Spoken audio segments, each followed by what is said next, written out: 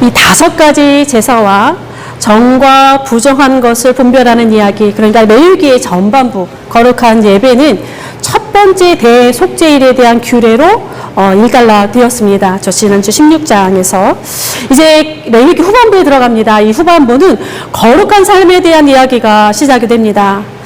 그렇지만 이제 거룩한 삶과 거룩한 예배는 두 개로 분리되지 않습니다. 동전의 양면처럼 이렇게 하나로 존재하게 되는데, 하늘을 향하는 그의 백성의 이야기가 날줄이라고 한다면, 어떻게 땅 위를 서로 함께 걸을 것인가 라고 하는 그의 백성의 이야기는 또 씨줄이 되어서 이렇게 엮이는 그런 모습입니다.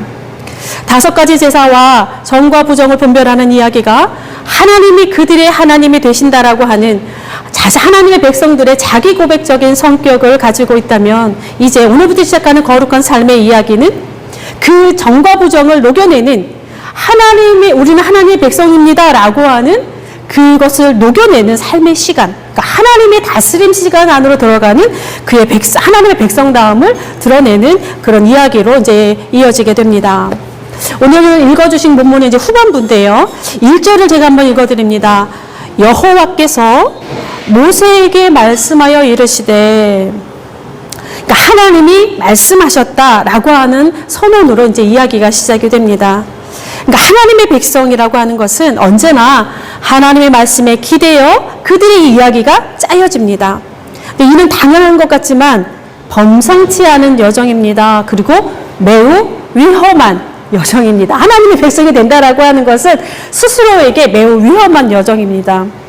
한 신학자가 기도라고 하는 자신의 책에서 주기도는 세상에서 가장 위험한 기도다, 그렇게 표현을 했습니다. 약간 은유적인 표현인데요. 그러니까 기도가 무엇인가라고 하는 것을 깊이 생각하게 하는 책인데, 이제 그가 그렇게 표현한 것은 주기도가 우리의 뜻이 아니라 하나님의 뜻을 이루어 달라는 기도이기 때문이다, 그렇게 풀어갑니다.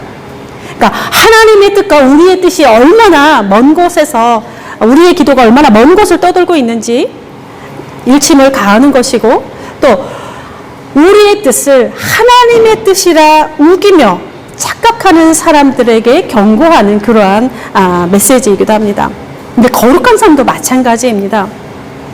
우리의 입으로는 지고지순한 그런 삶의 당위성으로 이게 받아들이고 떠들지만, 그렇지만 쉽게 그렇게 생각할 일은 아닙니다.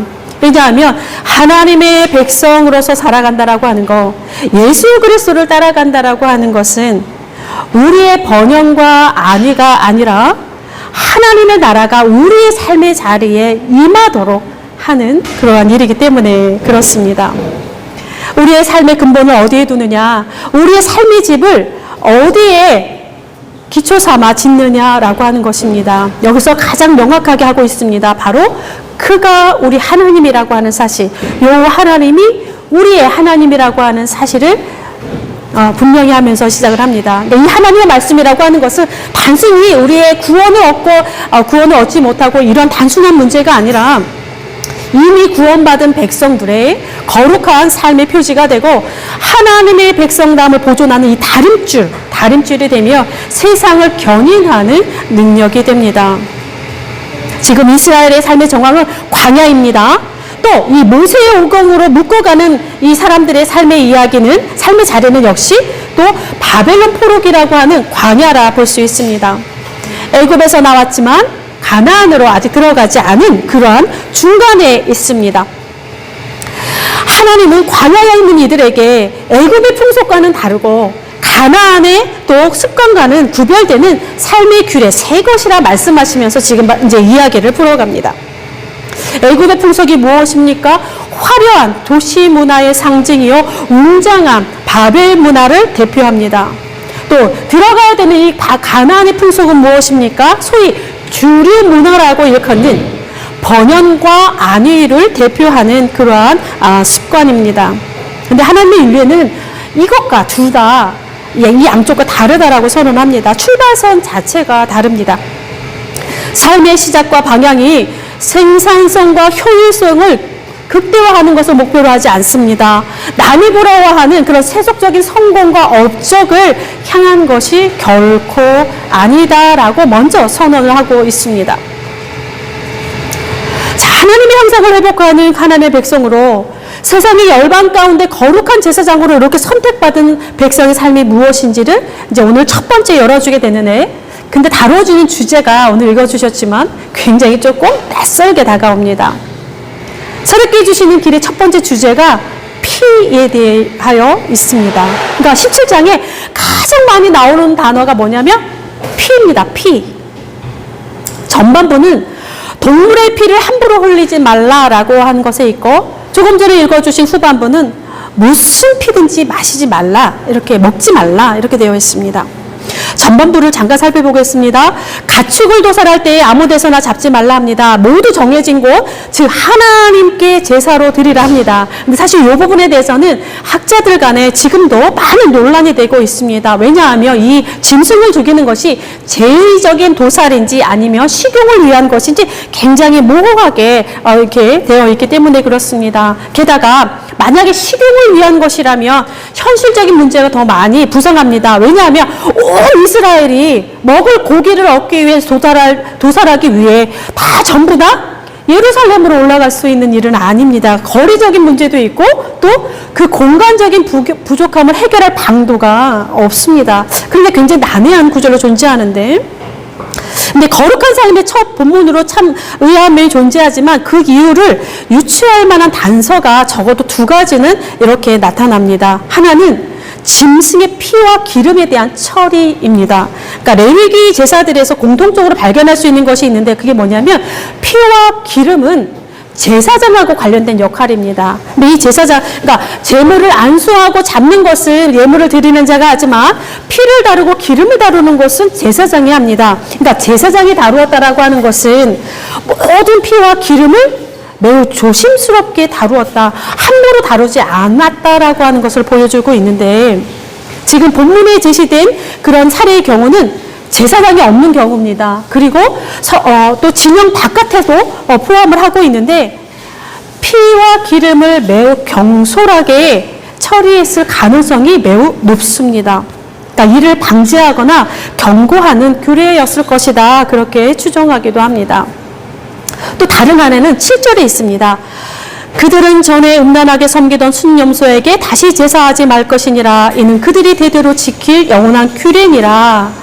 갑자기 짐승의 도살이 순념소에게 제사하는 것으로 이렇게 연결지어 나오고 있는데, 고대 제사에서 짐승을 도살할 경우에는 항상 이 도살이라고 하는 것은 짐승을 도살하는 것은 제의적인 의미를 많이 부여했습니다. 그러니까 신화적인 의미를 부여했습니다. 그래서 고대 사회에서, 그리고 고대 사회일수록 짐승의 도살이라고 하는 것은 언제나 이런 제의와 계속 연관되어진 그런 행위로 연장되어집니다. 그런 의미를 많이 부여했습니다. 특히 진영 밖에서의 도살과 음란하게 섬기던 순념소를 지금 성경에서 연결하고 있는 것은 이 문제가 이스라엘 내에서 심심치 않게 일어났을 것이다, 그렇게 우리가 추정해 볼 수 있습니다. 또한 이전에 아론의 금송아지 사건이 있었고, 나답과 아비후가 다른 불을 들이다가 죽었습니다. 이 하나님을 향한 엄청난 반역의 사건, 그러니까 하나님을 향한 이 음란한 행동은 대제사장과 제사장들을 통해서 이미 경험한 바 있습니다. 제사장들도 그러할진데 일반 백성들의 영적인 기반이 약간 일반 백성들은 더욱 말할 나위가 없습니다.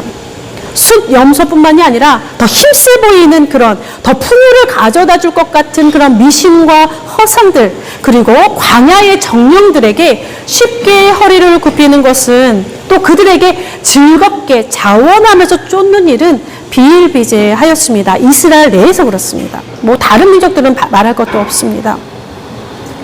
지금 나라가 망하고 민족이 흩어진 다음에 이 모세오경이 이렇게 이제 정경으로서 모양을 갖추게 되는데, 그때 이스라엘은 자신들의 역사를 겸손하고 정직하게 들여다보게 됩니다. 그 뼈아픈 성찰 중에 중요한 거 하나가 바로 이스라엘이 자신의 탐욕과 욕심을 따라서 다른 신에게 쉽게 눈을 돌렸다라고 하는 것입니다. 성경은 이를 음란한 것이다, 그렇게 규정하고 있습니다. 바로 이 성결법조항이라고 이름이 붙은 이 첫머리에서 이 음란한 행위가 먼저 다루어지고 있는 것은 예사로운 일은 아닙니다. 일상의 소소한 일들에서부터 신앙과 삶이 분리되지 않았던 시대였습니다. 그러니까 성전이든 집안이든 우리말로 얘기하면 직장이든 거룩한 삶의 시작은 모두 하나님 앞에서 이루어진다라고 하는 것. 무엇을 행하든 아주 작은 일이라 할지라도 모든 제의적인 행위들은 하나님의 다스림 안에서 진행되어져야 할 것을 지금 요구하고 있는 그런 모습입니다. 우리 후반부를 읽었습니다. 후반부 역시 피와 관련합니다. 10절 다시 한번 제가 읽어드립니다. 이스라엘 집이나 그들 중에 거류하는 거류민 중에 무슨 피든지 먹는 자가 있으면, 여기 무슨 피든지, 여기 약간은 모호한데요. 앞에는 분명히 짐승에 대한 피였습니다. 자, 여기는 무슨 피든지, 내가 그 피를 먹는 그 사람에게는 내 얼굴을 대하여 그의 백성 중에서 끊으리니. 공동 번역은 이렇게 얘기합니다. 무슨 피든 피를 먹으면, 무슨 피입니다. 피를 먹으면 나는 그 피를 먹은 사람을 괘씸하게 여겨 모든 여러 결의 가운데에서 추방하리라. 약간 말씀을 듣는 대상과 그 강조점이 조금은 전반부와 다릅니다. 전반부에서는 아론과 그의 아들들과 이스라엘 모든 자손에게 이렇게 하나님의 선택된 백성, 그리고 짐승의 피인 것을 우리가 명확하게 알 수 있는데, 후반부는 이스라엘 집사람들이나 그들 중에 거류하는 거류민들, 그리고 피라고 하는 것이 조금은 짐승의 피라기보다는 조금 더 확장된 그런 뉘앙스를 풍기고 있습니다. 조금은 분위기가 달라집니다.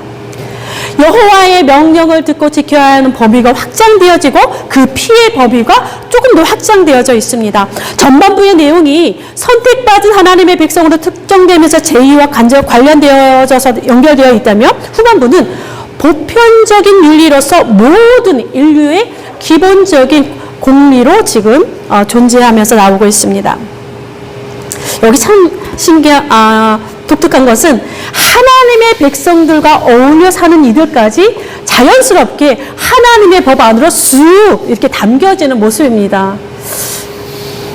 우리와는 조금 다르죠. 우리는 어떻습니까? 이 세상의 문화에 지남석에 이끌리는 어떤 쇠붙이처럼 우리가 쉽게 확 이렇게 들어가는데 거꾸로예요. 하나님의 백성의 어떤 그런 질서에 세상이 들어오는 모습입니다. 어쨌든 17장을 두 문장으로 읽는다면, 앞에는 제사를 위해 흘리는 피는 제단에 뿌려져야 하고, 후반부 사냥을, 그러니까 식용이죠, 사냥을 위해서 흘리는 거라면 그 피는 땅에 흘려서 흙으로 덮어라, 이렇게 얘기합니다. 이 두 가지 외에는 피는 다른 용도로 절대로 사용할 수 없음을, 특히 식용으로 사용할 수 없음을 이야기를 합니다. 왜냐? 피가 곧 생명이라 그렇게 이야기를 합니다. 14절에 이를 어떤 육체의 피든지, 육체라는 표현을 씁니다. 어떤 육체의 피든지, 그 표현을 사용하면서 더 한층 더 강조하고 있는데, 이 역시 모든 피가 하나님께 속한 것이라고 하는 하나님의 주권 아래에 있음을 인정하는 그런 신앙 고백적인 그런 문구들로 이어져 가고 있습니다. 하나님이 창조하신 모든 피조물들을 함부로 그리고 경솔하게 취급하지 말 것을 말씀하고 있는데, 이는 그 시대의 이스라엘의 현실이 그렇지 않음을 반증하는 것이기도 합니다.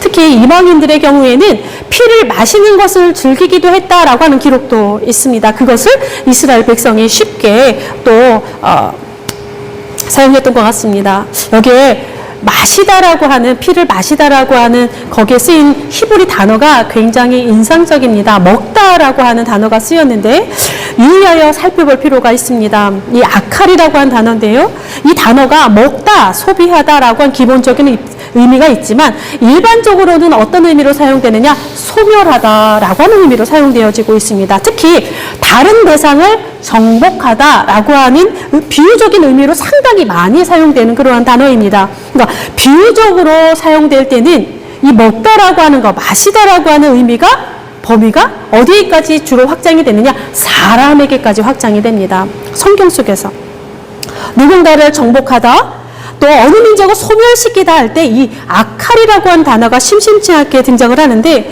본문에서 피를 먹는다라고 하는 의미도 비유적이고 상징적인 의미에서 보면 조금 더 우리가 확장된 해석을 할 수 있지 않을까라고 하는 생각이 듭니다.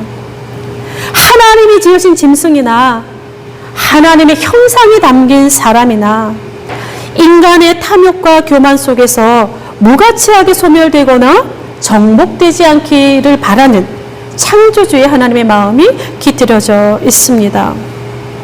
이 피 흘림이라고 하는 주제는 창세기부터 매우 심각하게 다루어진 주제입니다. 바로 창세기 4장입니다. 가인이 아벨을 죽입니다.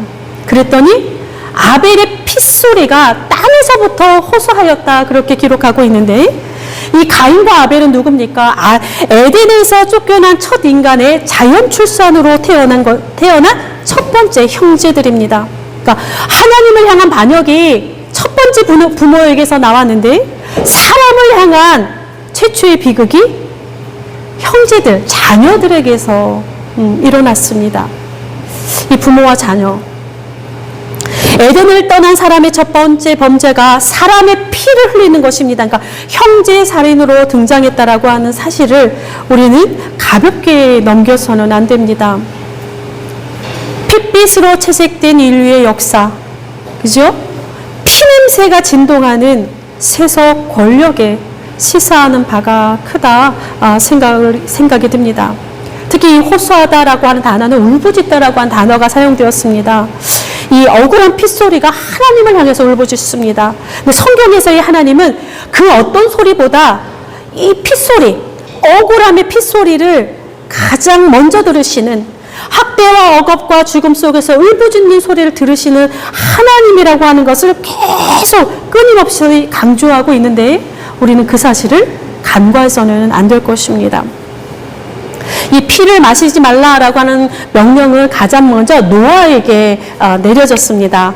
노아의 홍수 이후 하나님께서 모든 살아있는 동물을 너에게 먹을 것으로 준다라고 하시면서 단 하나, 생명을 핏째 먹지 말라, 이렇게 말씀하셨습니다. 근데 더 무거운 말씀은 사실 그 뒤에 나옵니다. 뭐냐면 하나님은 우리의 생명을 찾는 분이다, 이렇게 얘기합니다. 우리의 생명의 피를 찾는 분인데, 짐승이면 짐승에게서, 사람이면 사람에게서 그 생명의 핏값을 찾겠다 말씀하십니다. 이게 창세기 9장에 나옵니다. 예언사들은 그걸 말할 것도 없지요.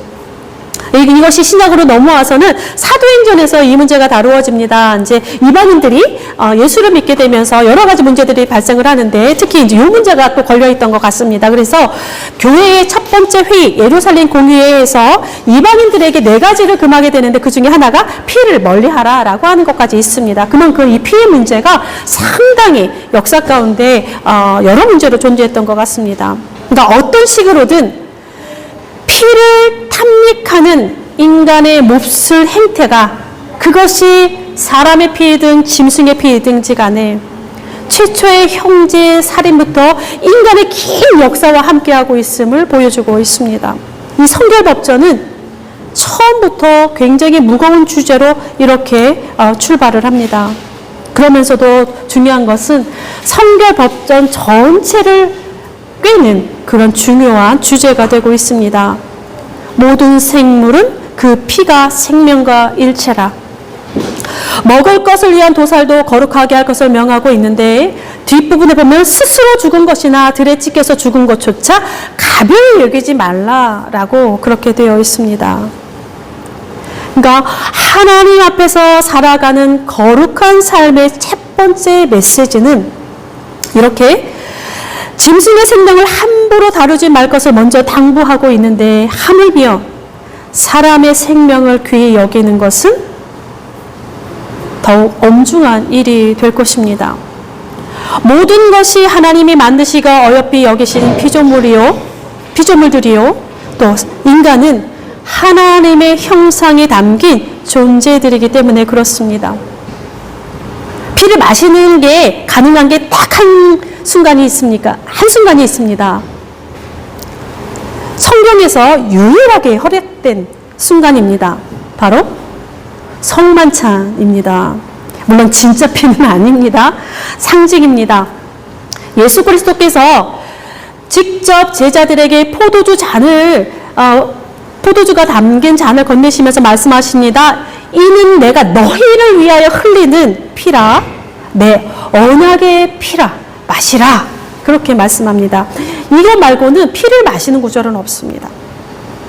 그 후로부터 하나님의 백성들, 예수 그리스도를 따르는 자들은 규칙적으로 주의 살과 피를 먹고 마시는 그런 성례들을 상징적으로 해오고 있습니다. 이건 무엇입니까? 주의 죽으심을 기억하는 성례입니다. 우리의 피 흘린 역사를 그가 다 지셨기 때문에 이제 피를 흘리며 피를 마시는 그 역사가 생명을 무가치하게 소멸하는 피의 정복은 이제 모두 멈추어야 하는 것을 담고 있기도 합니다. 왜냐? 하나님께서 모든 인류의 피값을 예수 그리스도의 생명에서 찾으셨고 거기서 완결하셨기 때문에 그렇습니다. 우리의 양심과 우리의 역사, 개인의 역사든 우리 공동체의 역사든 피를 흘리지 않는, 피를 마시지 않는 정결한 삶으로 나아가는 것, 거룩한 삶의 시작입니다. 모든 생명을 아끼고 어여삐 여기는 그 창조주의 그 사랑의 심장 위에 언약의 피를 참여하는 주를 따르는 우리 모두의 삶의 터전이 되어야 할 것입니다. 한 주간도 모든 생명을 어여삐 여기는 그러한 삶으로 나아가시기를 바랍니다. 기도하겠습니다. 세상 만물을 말씀으로 창조하시며 어여삐 여기신 하나님, 주께서 사랑하는 사람들이 여기에 있습니다. 생명을 귀히 여기시는 하나님의 시선이 우리의 눈빛이 되게 하시고 서로 아끼며 살라 하신 주의 마음이 곧 우리의 심장이 되게 하옵소서. 피냄새조차 즐거이 탐닉하는 지독한 탐욕의 거룩한 충돌이 일어나게 하시고 피 흘린 땅의 처절한 부르짖음에 공의로 응답하여 주옵소서. 주께서 우리를 위해 피 흘리셨으니 이제 우리의 세상에는 더 이상 피 흘림이 없기를 간절히 바랍니다. 주님, 우리를 불쌍히 여기시고 도와 주옵소서.